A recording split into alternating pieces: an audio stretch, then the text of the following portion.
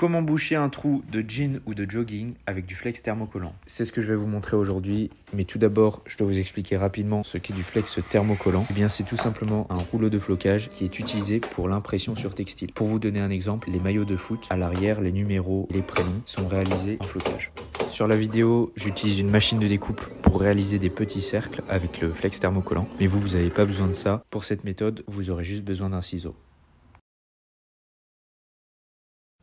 Là, comme vous pouvez le voir, le trou il est assez grand, donc je vais devoir prendre un grand cercle pour recouvrir toute la partie. Mais d'abord, je vais prendre du papier sulfurisé ou papier cuisson et je vais le placer à l'intérieur du jogging pour que l'autre côté du jogging soit protégé. Donc je place mon petit cercle sur le jogging et je m'assure de recouvrir complètement la partie trouée. Une fois que c'est fait, je prends mon fer à repasser, je le chauffe à 150 degrés, je place du papier sulfurisé au-dessus du motif et je commence à presser fermement. Ah oui, et j'ai oublié de vous préciser, pour recouvrir le trou, j'utilise du flex thermocollant avec un aspect velours.